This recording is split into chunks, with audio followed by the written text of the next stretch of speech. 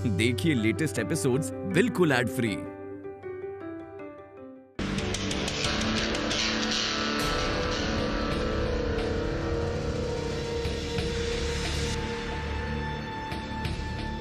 खिलाता हूँ अनाज।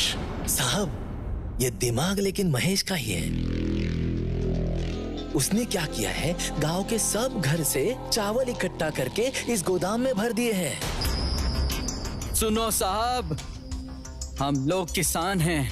अगर कोई जंगली सुअर हमारे खेतों को बर्बाद करता है तो हम उसे खत्म कर देते हैं।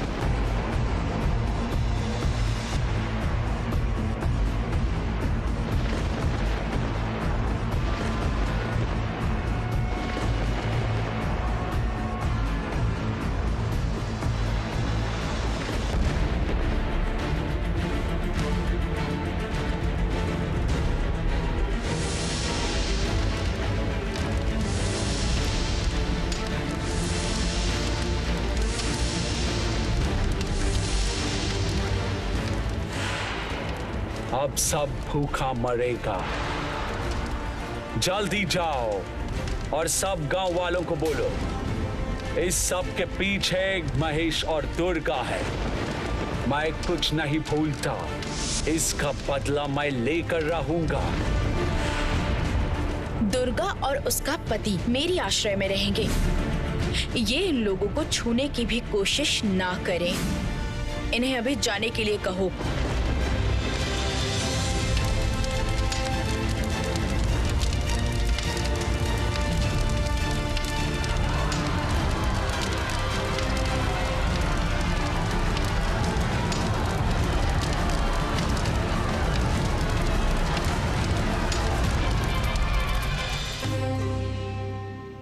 सरदार, आसपास के गांव के आम आदमी डाकू की दहशत से परेशान हो गए हैं। तुमने आंखों से देखा ना, बोरी से भरे धान कैसे लूट के ले गए। नया धन उगने से पहले तक किसान खाएंगे क्या? सरदार, गंगा डाकू का नाम बहुत सुनने में आ रहा है। तुम घर के सुरक्षा कर्मी और बढ़ा दो। जी मालिक, वो मैं कह रहा था। क्या हुआ? आखिर बात क्या है सरदार?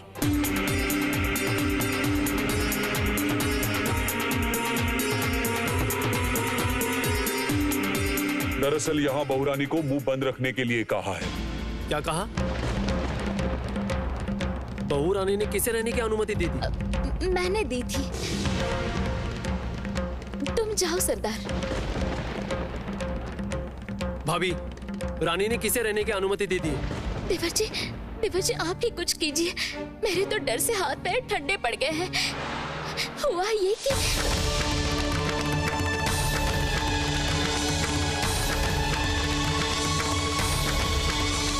दुर्गा और उसका पति मेरी आश्रय में रहेंगे।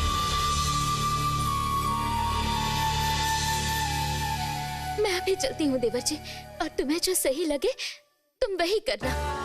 घर की इज्जत का ख्याल रखना। आप आ गए। आपको पता है वो साहब कैसे अत्याचार कर रहे हैं? गरीबों से जबरदस्ती नील की खेती करवा रहे हैं। वो खेती करने से मना कर रहे हैं तो जबरदस्ती कर रहे हैं। ये अन्याय है या नहीं? रानी, ये सब व्यापार की बातें हैं। और हाँ, ये सही है कि मार्टिन साहब ने थोड़ा अन्याय किया होगा, लेकिन ये सब तो चलता है। लेकिन व्यापार में ऐसी बातें तो... व्यापार करने के लिए बुरा इंसान बनना पड़ता है, गलत काम करना पड़ता है।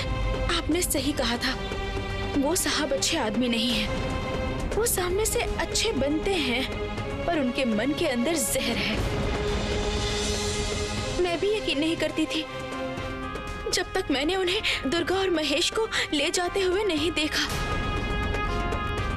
आपका तालुका, आपकी संपत्ति के लिए साहब कितना कुछ कर रहे हैं। अगर आपको यकीन नहीं होता तो चलिए उनके साथ बात कीजिए। आप रानी शांत हो जाओ, मैं कह रहा हूँ ना, तुम शांत हो जाओ। लोग बातें करते हैं तो उसमें उत्तेजित होने की जरूरत नहीं है। क्या कहा? मतलब वो लोग झूठ कह रहे हैं? मैं उन्हें अभी बुला कर लाती हूँ। वही लोग बताएंगे कि साहब कितना अत्याचार कर रहे हैं उन पर। आप जमींदार हैं, उनकी जिम्मेदारी आपकी है। आप तो वो हाली शहर के जमींदार जैसे नहीं है ना, जो प्रजा के दुख के बारे में सोचते तक नहीं है। बहू, ये क्या कह रही है? देवर जी अच्छे इंसान है, इसलिए तुम उन्हें इतना सुनाएगी। दूसरा कोई होता ना तो तुम्हें अच्छे से सबक सिखाता, तब तुम्हें पता चलता। देवर जी पुरुष है, बाहर की दुनिया देखते हैं। वो जब तुम्हें कुछ कह रहे हैं तो तुम्हें उन्हें सुनाने की क्या जरूरत है? हाँ, उनके सामने बात करने का साहस मुझ में न है न होगा। मुझे मालूम है वो मेरे गुरु हैं, मेरे स्वामी हैं। मगर ये तो प्रजा के भी स्वामी हैं, उनकी रक्षा करते हैं। ये अगर प्रजा से मुंह मोड़ लेंगे तो क्या होगा बताइए दीदी, क्या ये सही है? देखो देवर जी, तुम्हारी पत्नी की तरह मैं बुद्धिमान नहीं हूँ और पति पर उपकार करने का उतना बड़ा दिल भी नहीं है मेरा। फिर भी एक बात कह रही हूँ, पत्नी की एक बात पर साहब और ससुर जी के साथ कोई मतभेद ना करना, ये बात याद रखना, विनती करती हूँ। यही तो बहुत बड़ी समस्या है भाभी। किसका पक्ष लूं बताइए? मैं भी मानिकपुर गया था। मैं समझ गया था कि प्रजा खुश नहीं है। उनके चेहरे पर मैंने डर देखा और दुख भी देखा।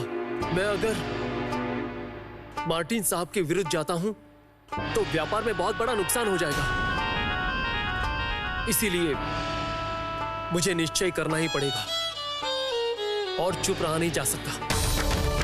उसका कारण रानी ने मार्टिन साहब को गुस्सा दिलाया है, इसीलिए वो चुप नहीं बैठेगा। एक निश्चय करना ही पड़ेगा।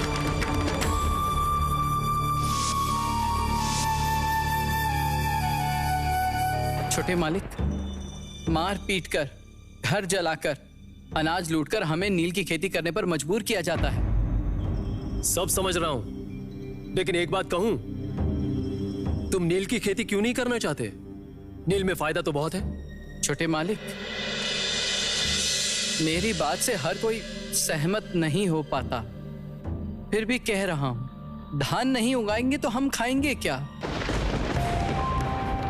पेट की भूख तो पैसों से नहीं बुझेगी। इस सर्दियों में अगर खेती नहीं करेंगे तो खाएंगे क्या?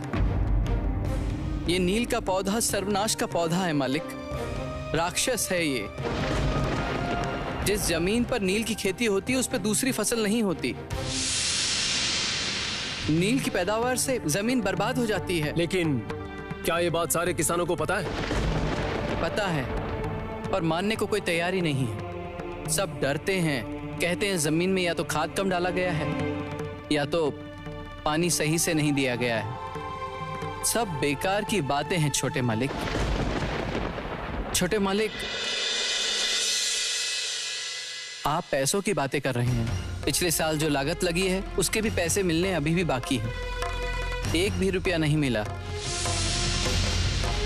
कर्ज के नाम पे सारे पैसे हड़प लेते हैं। हाँ साहब, जितना भी पैसा चुकाओ, कर्जा खत्म ही नहीं होता।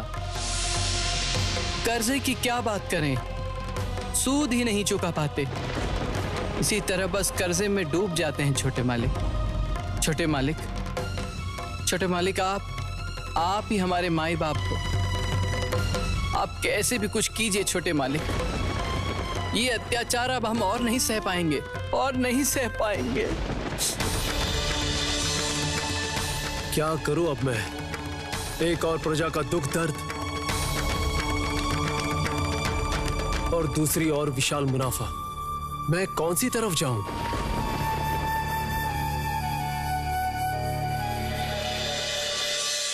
मन तो करता है धरती के एक प्रहार से उस नील बंदर को खत्म कर दूं। 3 बार उसने मेरी ओर लालच का हाथ बढ़ाया है, वो नहीं कर पाया।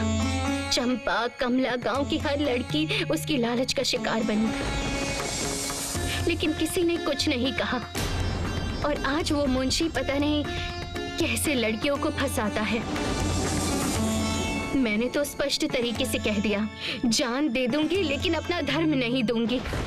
मैं तुम्हें वचन देती हूँ दुर्गा, वो नीलकर साहब का अत्याचार और नहीं चलेगा। सब कुछ छीन ले रहा है वो। धन, खेत, गाय, बछड़ा कुछ भी नहीं छोड़ रहा है, वो सब छीन ले रहा है। हे, तुम्हें और कोई काम नहीं है? हाँ, और कितना रोना रोओगी तुम? छोटी बहू घर की बहू है, ये सब पुरुषों का काम है।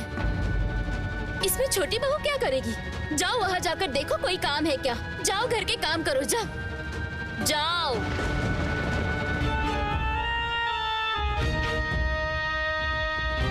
अच्छा दीदी, उनके दुख दर्द की बातें सुनकर आप क्यों गुस्सा कर रही हैं? स्त्रियों की इन पीड़ा से तो आप अनजान नहीं हैं। दुर्गा की इन बातों से आपका मन नहीं रो रहा है? नहीं रोता, नहीं रोता बहू। और रोकर क्या फायदा? तेरी तरह मेरे पति नहीं है जो मुंह से बात निकलते ही प्रजा को लेकर बैठ जाएंगे उनकी समस्या और उनके दुख दर्द सुनने के लिए। मैं एक मूर्ख औरत हूँ जो सिर्फ घर परिवार समझती है, इसके बाहर कुछ नहीं समझती और समझना भी नहीं चाहती, क्योंकि ये सब समझना पुरुषों का ही काम है और उन्हें ही करने दो। लेकिन दीदी, वो भी तो इंसान है। वो गरीब हो सकते हैं लेकिन उनका भी तो परिवार है। वो अपने परिवार, अपने बच्चे के लिए नहीं सोचेंगे तो किसके लिए सोचेंगे? और वो साहब उनकी जमीन हड़प लेते हैं, उनका मान सम्मान छीन लेते हैं। क्या ये सही है? बोलिए।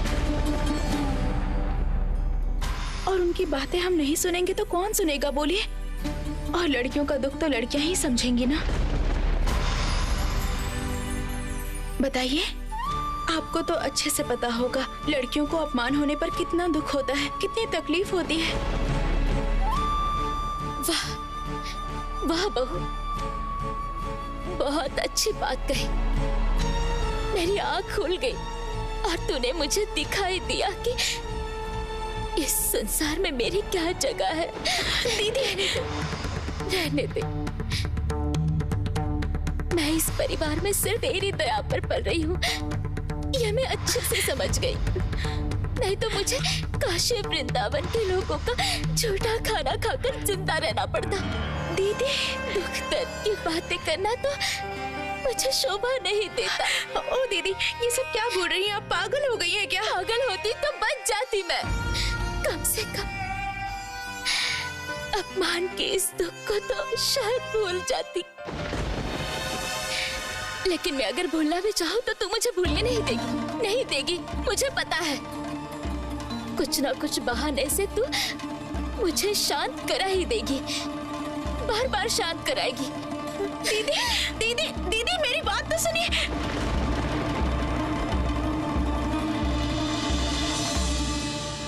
हे रघुवीर, मैंने तो ऐसी कोई बात नहीं कही जिससे कि दीदी को दुख पहुंचे। मैं उनका अपमान नहीं करना चाहती थी, कभी नहीं। लेकिन दीदी गुस्सा भी करेंगी तो मैं कुछ नहीं कर सकती। गांव के लोगों की दुख दर्द की बातें सुनकर मैं चुपचाप रहूं, कुछ भी ना करूं। मैं ये अन्याय कैसे सह लूं? और ये अन्याय सहने पर आप मुझसे रूठ जाएंगे, आप रूठ जाएंगे ना। अब मैं क्या क्या करूं?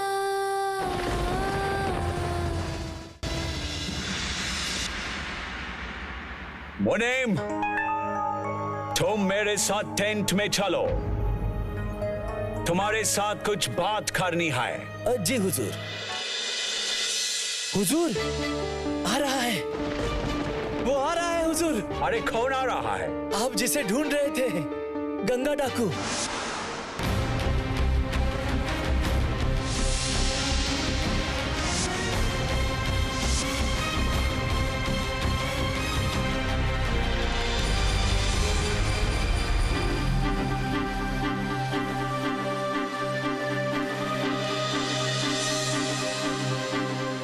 प्रणाम साहिब, बहुत बढ़िया धान मिला है। 4 कोस दूर एक गोदाम लुटा है। ए, ले आओ।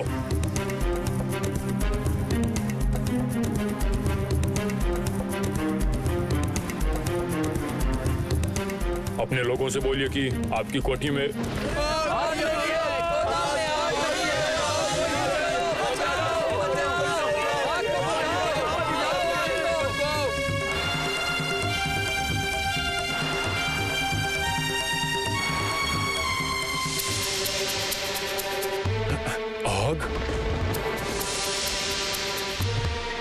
ये आग कैसे लगी साहब? वो महेश और दुर्गा है ना, उनका जो कुछ भी था साहब ने जला दिया। कुछ समझा नहीं। अरे ये महेश और दुर्गा का साहस बढ़ चुका था।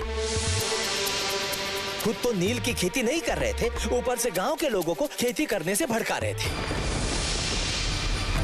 मिल गया, कर्मों का फल रातों रात मिल गया। साहब ने अनाज का भंडार ही जला दिया। और महेश और दुर्गा ने पता है क्या किया? मोनेम, चुप करो। मैं टेंट में जा रहा हूं, तुम सब वहां पे आओ। सब बातें यहां नहीं कर सकते, अब यहां परिस्थिति अलग है। आओ तुम लोग सब, चलो।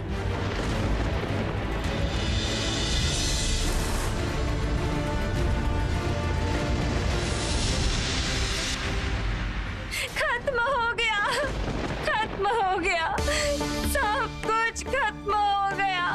खेत में फसल नहीं और अभी अनाज भी जल के खत्म हो गया। अब तो हमें भूखा ही मरना पड़ेगा। ये अनाज का भंडार हमारी आखिरी उम्मीद थी।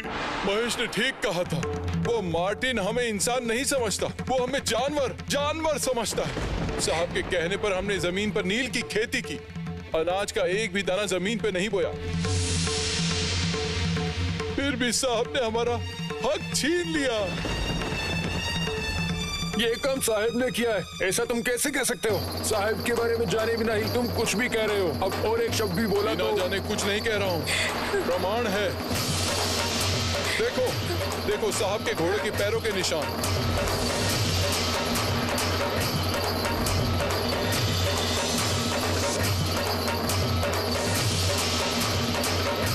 उस घोड़े की आवाज उस तरफ से आई थी।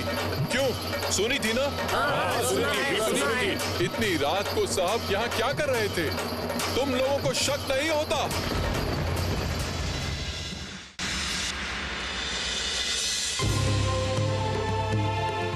दीदी,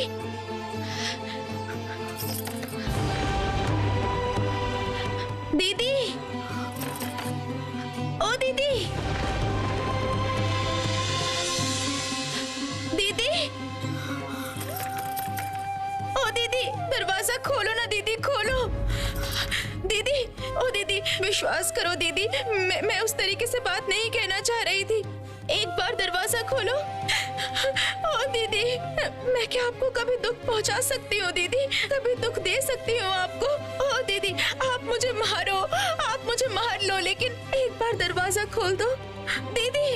ओ दीदी, दीदी, दीदी, एक बार दरवाजा खोलो ना दीदी, एक बार दरवाजा खोलो। आप मुझे गलत समझ रही हो दीदी। मैं तो आपकी बहन हूँ ना, आप मेरी दीदी है ना। मैं क्या आपको इस तरह से दुख पहुँचा सकती हूँ? दीदी, एक बार दरवाजा खोलो ना दीदी, एक बार दरवाजा खोलो ना। ओ दीदी, दीदी, दीदी, मेरी बात सुनो, एक बार, बस एक बार दरवाजा खोलो दीदी, एक बार दरवाजा खोल दो। ओ दीदी, सुन रही हो तुम?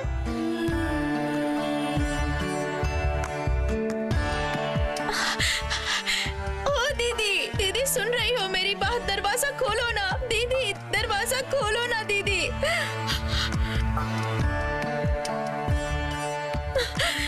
एक बार दरवाजा खोलो ना दीदी, एक बार खोलो।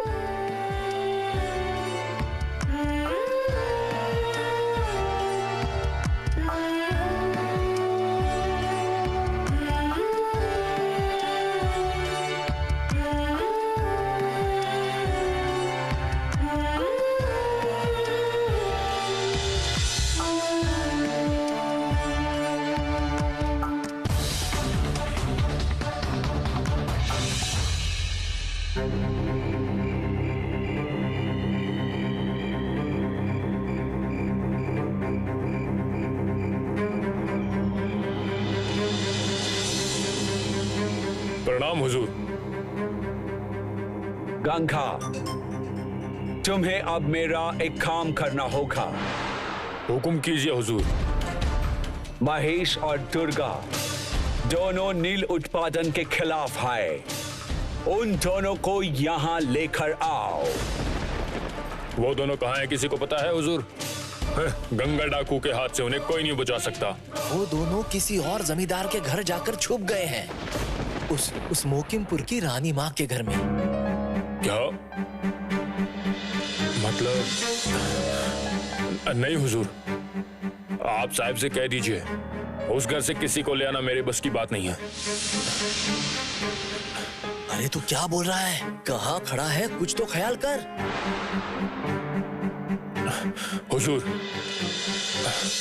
हुजूर, जमींदार बहू को मैंने अपनी माँ के समान माना है।